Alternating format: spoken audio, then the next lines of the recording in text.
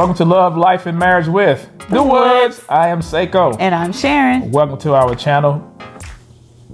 Thanks for joining us today. If you would please like, subscribe, and share, and hit the notification bell down at the bottom portion of your screen if you like this video. And also, you guys, please, if you would like, if you are so inclined, if you would like to support our ministry, you can do so at the Cash App that's down at the bottom of the screen, or you can also do it in PayPal that's at the bottom of the screen. I don't know why these people are laughing at me because they say when I do the intro that I always forget something. Ladies and gentlemen, if you notice, I always do the intro for obvious reasons. What's wrong with the way I did it? Okay, so again, ladies and gentlemen, if you notice, I'm always doing the intros for obvious reasons. And all you have to do is look at our catalog of videos and you can see when she does it versus when yours truly does it, there are certain elements that are missing. And then she'll try to throw me off by trying to joke and laugh to try to get me off my script. But that's what she does. That's what it helped me does, I guess, right? So anyway, did you get all the announcements out? No, I left one out. I was still talking I'm sorry. about Teespring. If you would like any of the BCV merch, please do so and click on the Teespring link. Thank you. All right. Well, she did well. But anyway, so let's discuss this topic. We are parents. We are parents of 6 children. Yes. That's 1, 2, 3, 4, 5, 6. 3 are in glory. Yes. Okay, so we have a total of 8. 8 is enough. That's 9 there. You said 6? Yeah. Oh yeah, carry the 1. Carry the 1. There's no carry to anything. You don't carry the 1. You carry the 1 with mine. And if any of y'all try to joke and laugh, I'm blocking you. How about that? Nah. Anyway, yeah. So 6 plus 3 is 9. In some cases, it could be 8. Depends what people want to call it now these days, right? Yeah, they got this crazy math, but whatever. But yeah, so we have a total of 9 children, if we count the ones that the Lord, in His grace and providence, called home. But we have 6 children here that are in our family, and so we are parents, and we have been blessed to be that, and we take parenting seriously. I would say this as well. We had to learn some things. We had to grow in some things. We know that being parents requires an anointing. We know that the anointing destroys the yoke. And there have been a lot of yokes that we wanted to destroy as parents. And broken up too. And yeah. Because listen, if you are a parent, you know what it's like. And you know that we don't do all things perfectly. However, we know that it is a blessing to be parents. We know that there are people who would love to be in positions as we are. But with that, we know that there are responsibilities. We know that there are roles. We know that there are things that God has called parents to do. And in fact, one of the first institutions that God has created here on this planet, here in this world, is the family. A mother and a father, a male and a female, Right. which constitutes parents Right. in the home. And we know that God's design and purpose, because we talked about that in our last video about purpose and design. God has a purpose for marriage. God has a purpose for family. God has a purpose for parenting.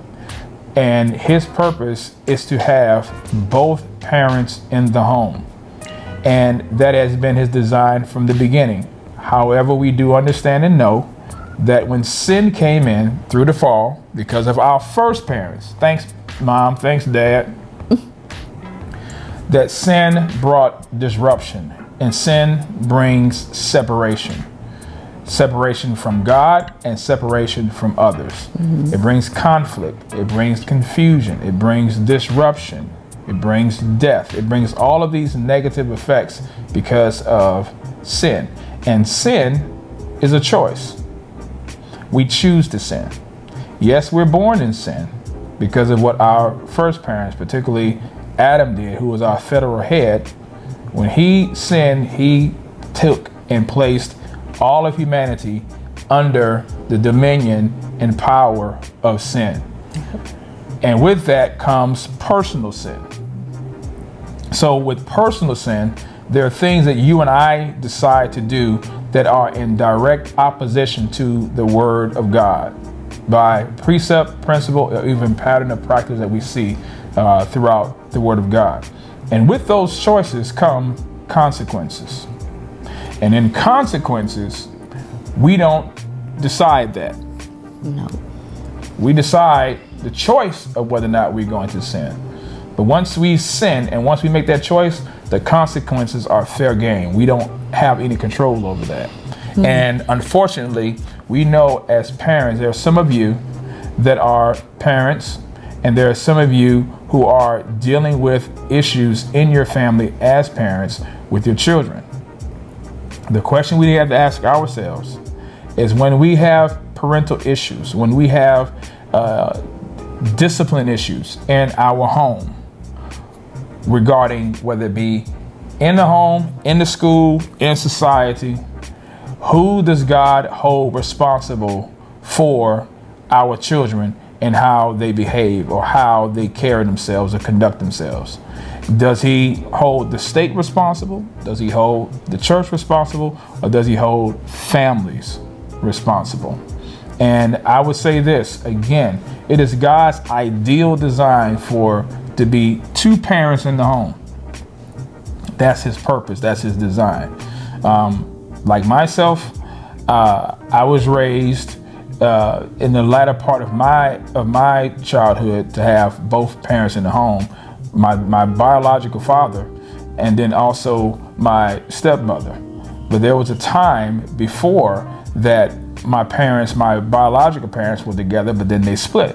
Mm-hmm. And ironically, this is something I remember. I always knew as a kid that my parents weren't married. Now, you probably asked me this question, because I even asked my mother that question. I said, Mom, I know y'all weren't married before. And she said, how you knew? And here's my answer to her. I never saw any wedding pictures in the house.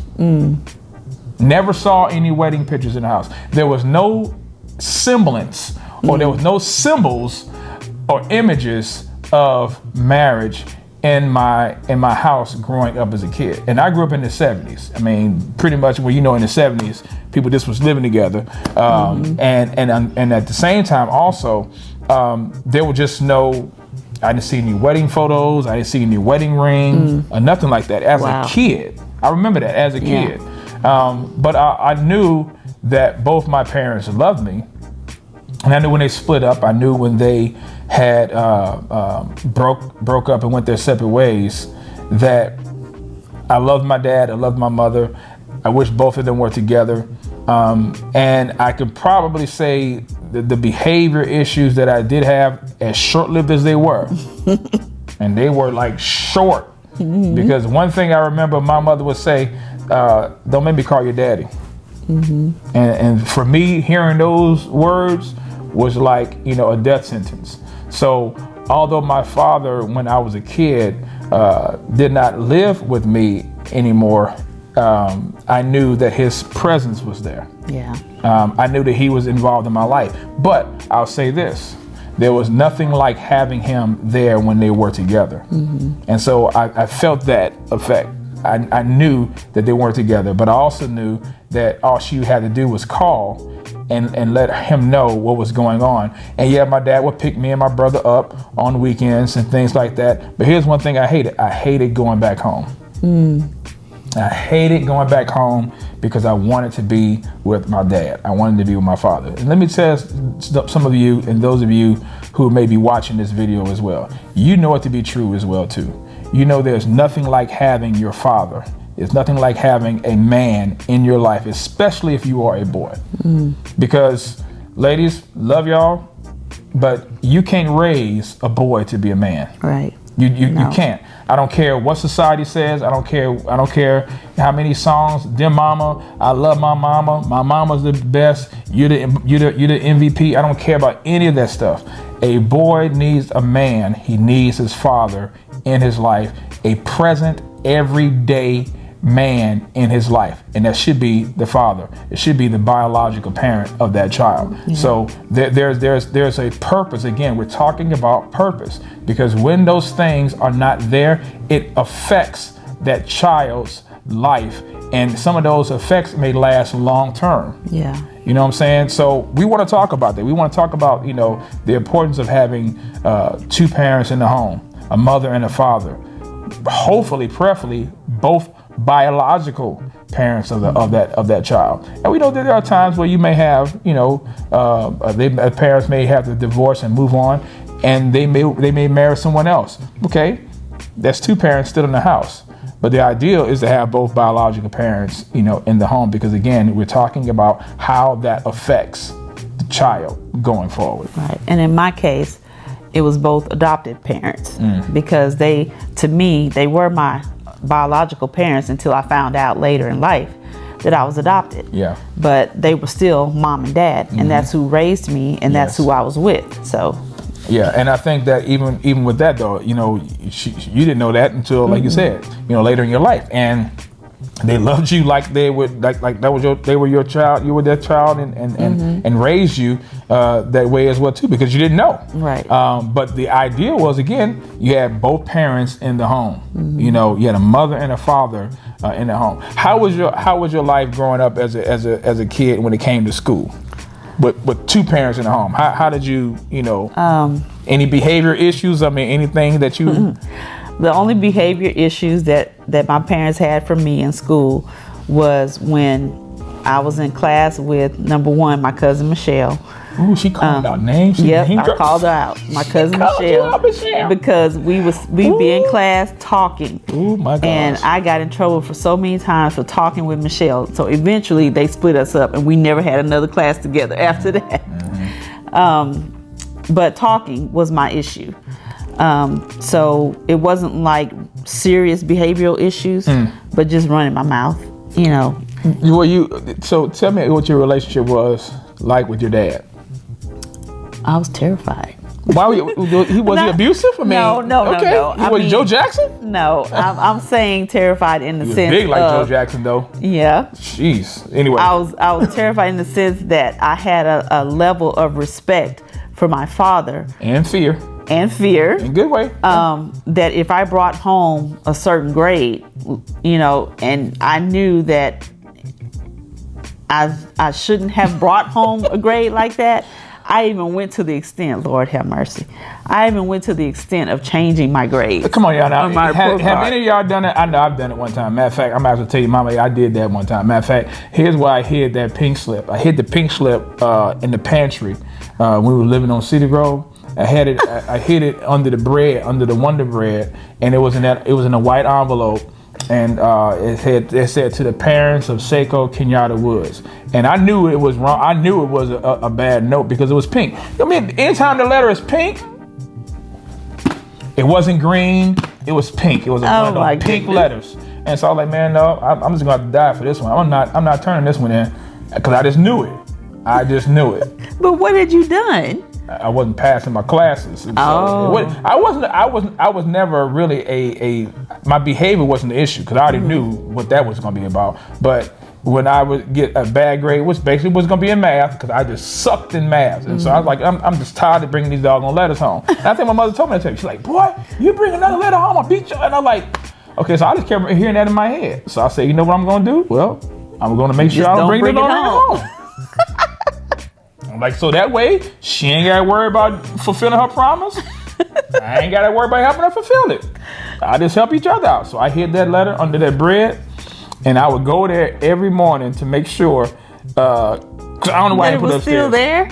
Yeah, I kind of like hid, because I didn't know where else to put it at the time. I was like, because she would go in my room sometime. I was like, this is just hide it somewhere where she probably, She wouldn't have looked under the bread. Well, no, I had it like in the back with some other stuff, and so I would rotate the food too, to make sure that the letter would keep shifting with the food in the pantry. My goodness, that took a lot of planning. It was stressful. I ain't gonna lie, it was stressful. But yeah, I did it. I mean.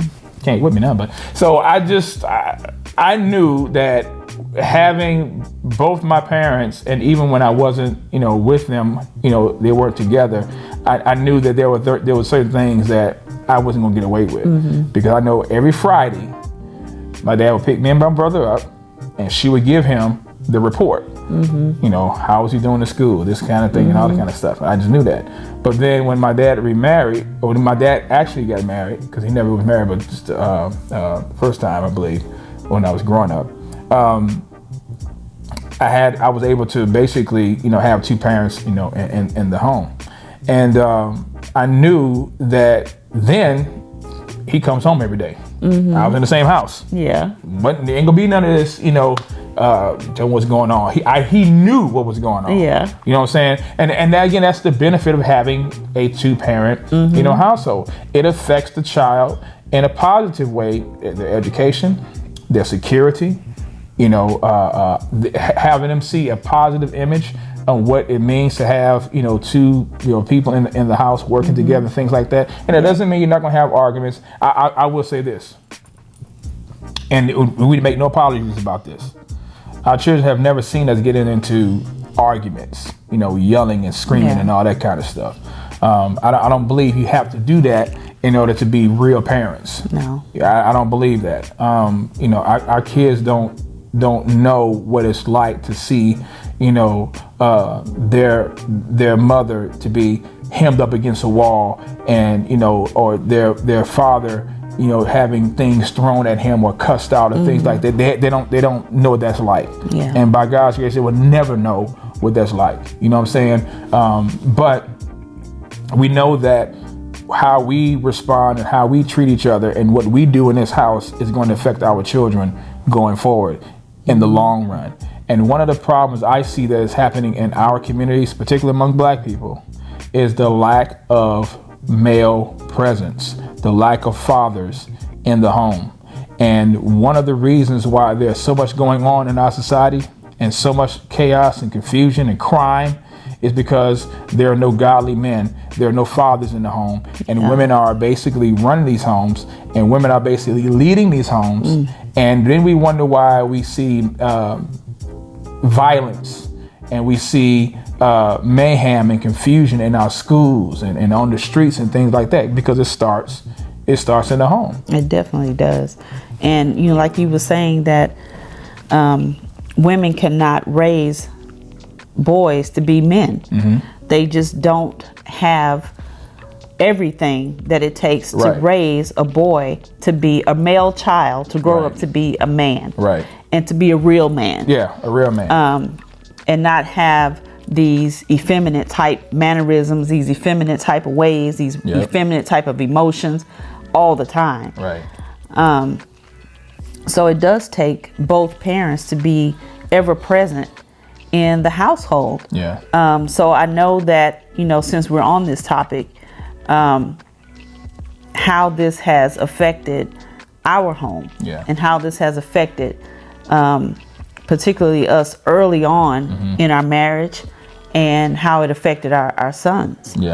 I would say, you know, I know that if I had the opportunity to do it again, I wish I would have had my children, all of my children, with my wife here, my wife Sharon here, because again, there are some things that, although I wasn't an absent father, meaning that I was not, you know, not around, there was only so much I could do, and there was only so many things I was able to do because of the distance.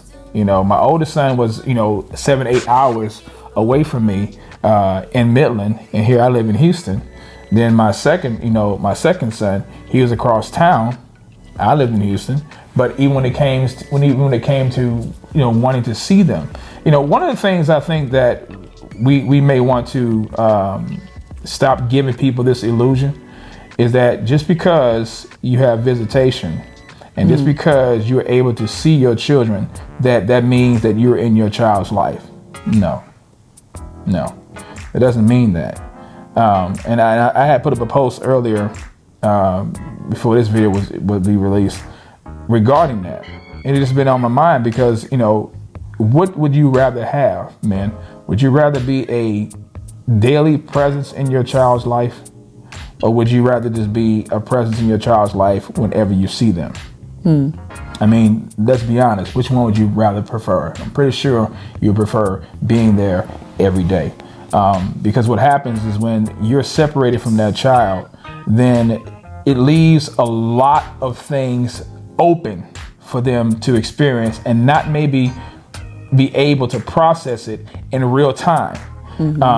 May not be able to get the answers that they need in real time. And then when they are faced with these situations and they're responding in a different way, then now that affects you, it affects them. And then on top of that, what happens when you have two parents that don't agree? Yep. And you're separated. I had to deal with that.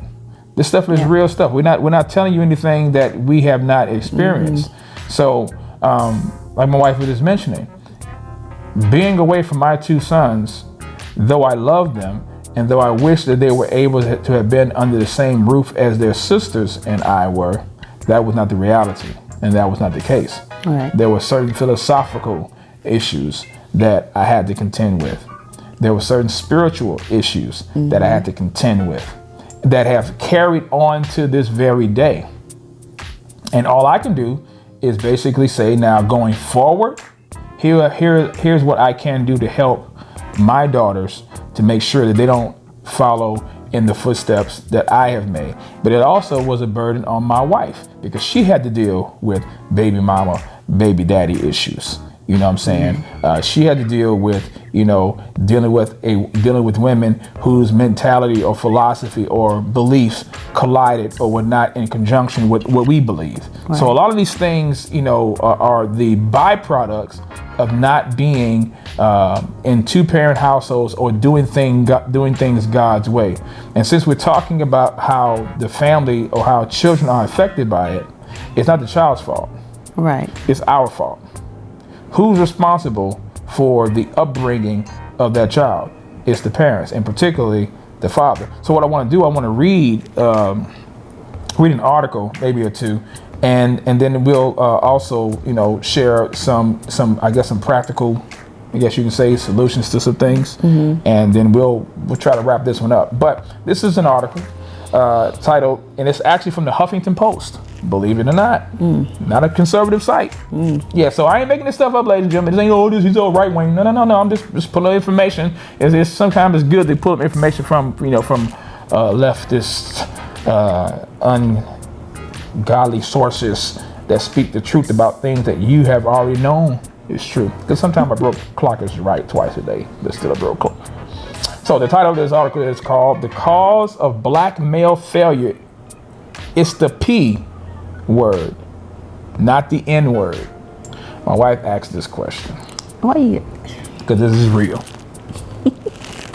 My wife asked this question before we did this video. She said, "What's the N word?" Me and my daughter looked at each other, and then we looked at her, and then we looked at the camera. Now, if you're black, you already know what the N-word is. My wife is black, but sometimes she be forgetting how we as black folk be talking, all right? So, the title of this article is "The Cause of Black Male Failure." The cause of black male failure. It's the P, not the N-word. Quote, "The problems experienced by a majority of young black males in America are not connected with the use of the N-word, but with a lack of use of the P word, parenting.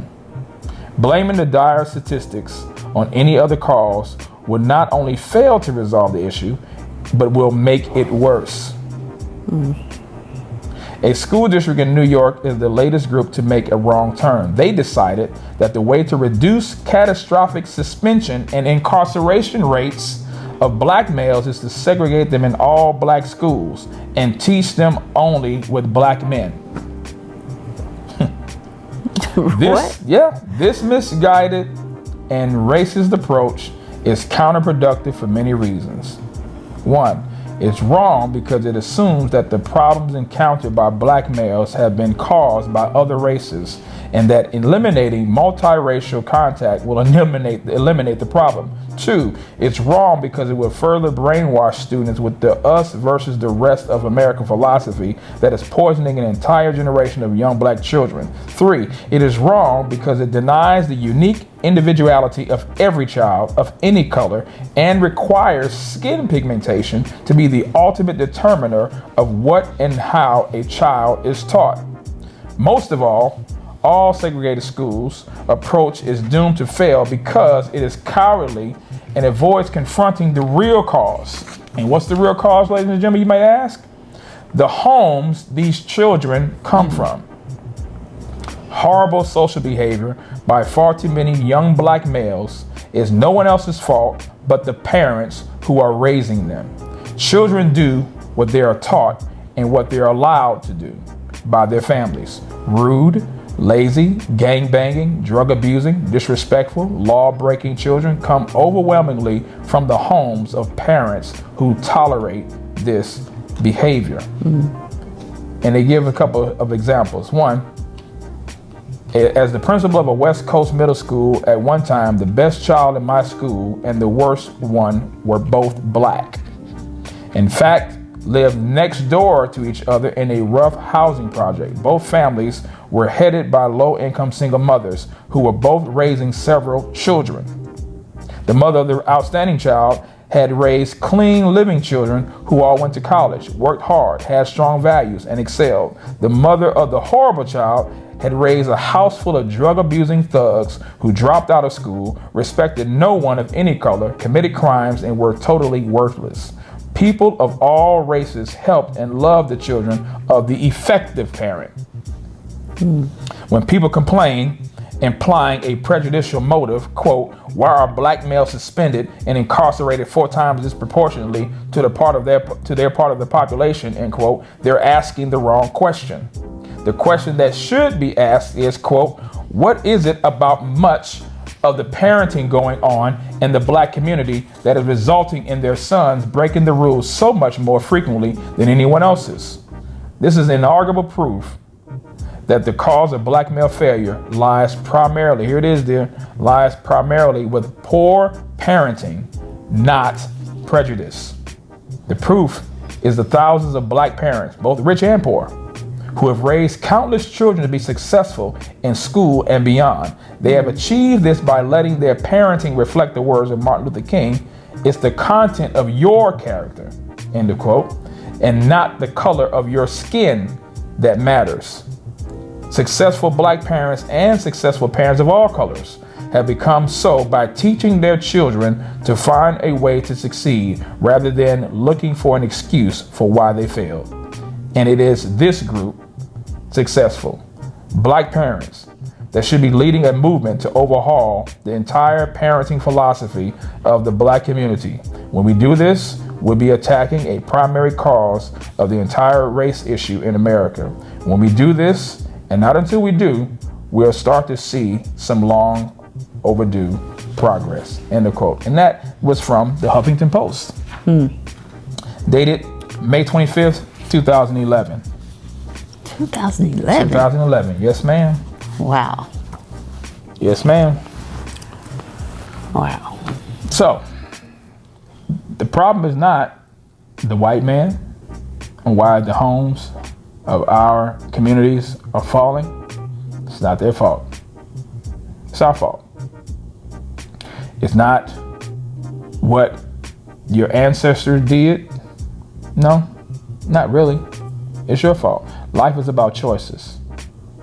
And if life is about choices, God's going to hold each one of us responsible for the decisions and choices that we make. Our children are gifts. How would it look to abuse and destroy a gift that you received from someone that had it neatly wrapped, beautifully presented, and graciously given to you, only for you to throw it down and stomp on it? And that's what some of us do with the gifts that God has given to us as children. We don't appreciate them.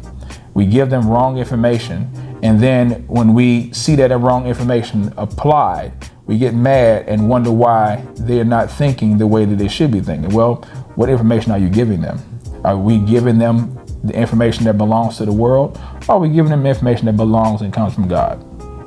So a couple of suggestions I would think. Number one, we need to teach our generation, teach people that who you cohabitate with, yeah, who you decide to copulate with brings consequences. We believe that abstinence is God's birth control. We believe that is God's prophylactic to keeping you from unnecessary pain. Because if you're not going to marry these people, then why would you want to engage in sex with other people and then wonder why you have children all over the place? And we can't say that we don't know. We do know. We choose to allow our flesh to sometimes take control, and then we don't want the consequences that come from those fleshly decisions. True. And some of us have dodged bullets. Some of us have.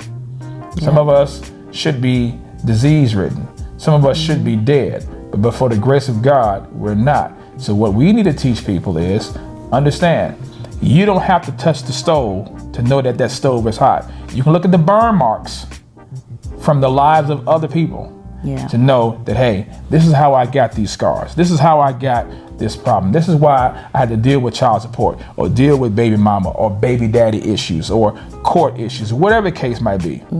You don't have to go through that. Some people learn from experience, and we've told our children this all the time. Experience is not always the best teacher. Not always. Nope. You have an entire book, particularly in the book of Proverbs. One of the key phrases you hear Solomon tell his son, listen, my son. Listen to the voice of your father. Hearken your ear to the voice of your mother. Why would Solomon say that? Because it's better to listen than to learn the hard way. Yep. What are your thoughts about you? Any other thoughts you have? Suggestions? I mean, you being a woman, go ahead. Man. She said, I got some things to say. Go ahead. You can go a little bit over. Go ahead. You got it. I know. Looking at the clock. Go ahead. I'm going to let you have it. Go ahead. Well, I'm just thinking back to, our experience per se. And let me just add this in there, because I know that when you mentioned that, our oldest son was like 8 hours away from us. Yeah. And I know I've heard people say, well, you just could have just gotten in the car to go see him. Okay. Yeah. First of all, that takes finances. Yeah, that we didn't have. That we didn't have at the beginning of our marriage. Paying child support for both kids, and then having to take care of our own children. My wife wasn't working at the time. Right. So the struggle was real. It was very real. So it's not like we could just gas up the car and take off. Right. And there are people that are going through that, dear. I know one brother in my mind right now I'm thinking about who was responding to a post that I put up. And he's been brought through the ringer. And he ain't black. Yeah. And it's not, I wouldn't say that it's just narrowed down to just black people, because it's not. It's not. It's not. It's not at all. People from every race have to, unfortunately, deal with those kinds of issues, those kinds of consequences. Every color is affected by this thing. Yeah.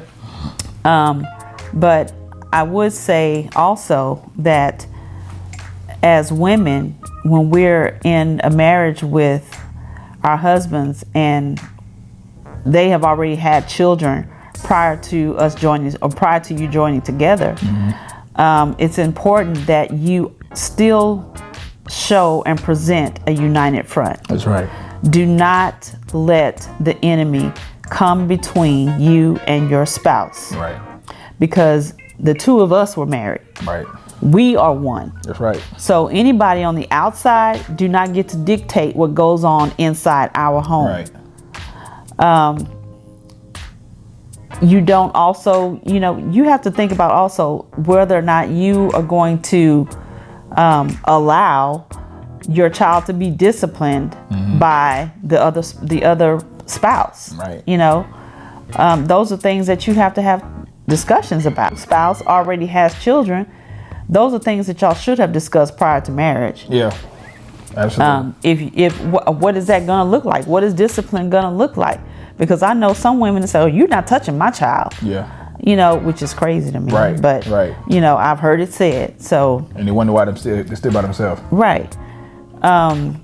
But there were just so many things that, we just don't have time. Yeah. But there are just so many things that we went through in the beginning of our marriage, dealing with our sons being outside of the home. Yeah. It was very difficult. Yep. I had to bite my tongue many a time. Yep. Till it bled. Yep. Because there were many times that I wanted to say something and I could not. Right. Or I could have, and I just chose not to. Right. But I also had to show support to my husband because he was the one really going through. Because all of the attacks, per se, were thwarted at him. But they affected both of us. Right. Because we were one. Yeah. So I would just say covering your spouse, supporting your spouse, being an encouragement to your spouse, and not encouraging them to react to certain things in the flesh.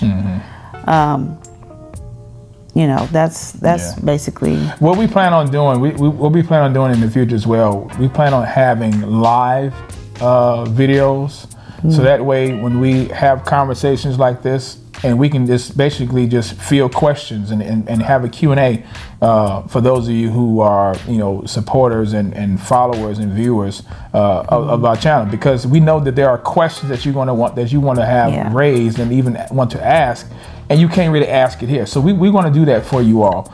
We're going to just set up a live video conversation. That way when we talk about particular topics, you'll be able to come right in and ask a question, and we get real-time answers. Give you real-time answers. And if you even want to come on and cam up with us with your question, we're going to open up that opportunity for you as well. So but what we want to do is just want to wrap it up here, but we want to thank you, those of you who have been watching this video and have been engaged with this video. Please leave a comment at the bottom of the video and let us know what you think about with this topic. How have you been affected by this? I'm pretty sure you can relate, those of you who have. If again you'd like to support the ministry financially, you can do that through the information at the bottom of the screen. Also the Teespring link for those who would like to purchase BCV gear as well. We do thank you so much for your time. Yes, thank you. Appreciate all the love and support. And until next time, bye.